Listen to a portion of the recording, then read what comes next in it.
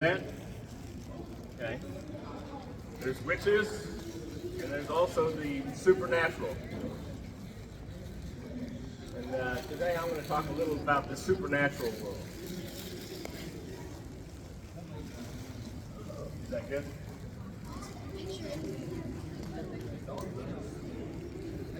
A long time ago, we come from the north, way up north, the 1800s. We had a wasp at Wahoo. That's a white woman that lived with us. She was an anthropologist.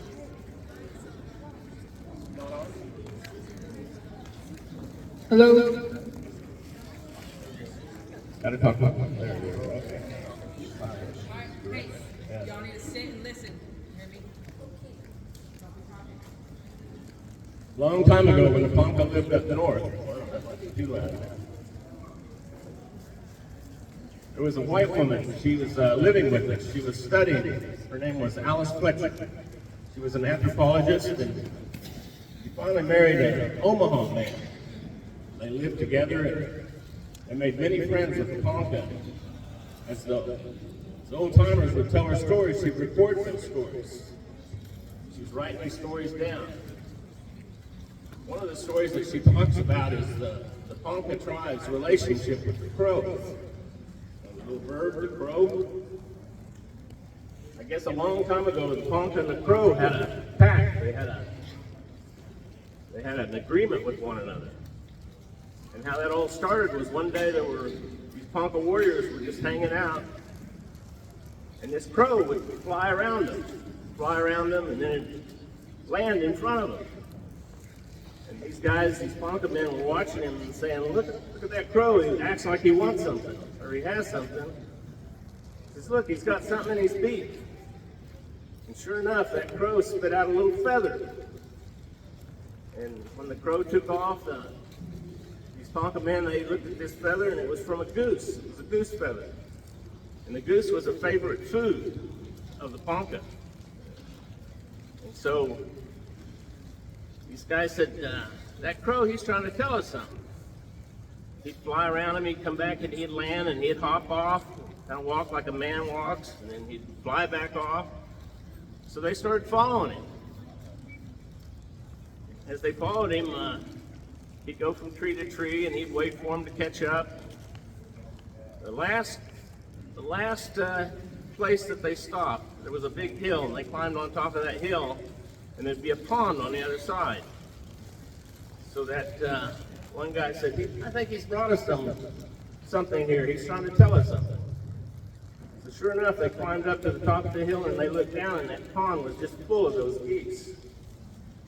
So they had their bow and arrows, and they shot, and they got lots of geese that day. They brought them home, and they left the crow some of the insides of the geese for the crow. And him and his family, they shared them. They had been watching his family, the crow's family. And from that time on, the Ponca started a relationship. They used to use crows to hunt for them. The crows could fly around and see, and would come back and tell the warriors where the game was. So that was a long, long time ago. Well, we come up to my brother's era, about the 1950s, and he found a crow that was hurt just over here on the Shakaski River, on the Salt Fork. He found a little crow, and he raised that crow. He took care of that crow, and he grew up, and it'd follow him everywhere he'd go. He had an old pickup truck, and when he'd drive that truck around, that crow would follow him, flying above the truck. And they'd know when my brother was coming home, because they'd see that crow fly, and they'd know that the truck was going to be coming real shortly. So my brother, he spent a lot of time with that crow. One day, that truck had a flat tire. And crows are real mischievous. They like shiny things, but they are real smart birds. So my brother had a flat tire on the road. And back then, you had to repair a tire yourself. You had to take it apart and take out they had a little kit that you'd carry that you'd put a little patch on the tire and fix it yourself, and you carried a little tire pump where you could air it up. fix a tire. He was doing that, and when he got out his tire kit, he noticed he only had one patch left. And at the top of the can that holds the patches, it has a little scruffer on it. It's called a scruffer, where you can make the rubber real rough so that the glue that's in it will stick to it and you can put your patch on. So he set his scruffer, the silver scruffer here, and he set his patch over here. And he was back on the back of the tire, pulling the tire off from the back of the truck, and the crow landed on the hood of the truck. And the crow's looking at the silver scruffer, and he's looking at the patch. My brother went, "Oh no!" And so he started telling his crow friend, he says, "Whoa, boy, don't." So the crow looked down at the silver thing, and my brother was saying, "Well, he'll take the shiny thing." The crow reaches down and grabs the patch and flies off with the last patch he had. So there goes my brother chasing the crow across the field. So we go through time, and my brother, he had gone on to school, to the boarding school at Chilocco, and had a full life.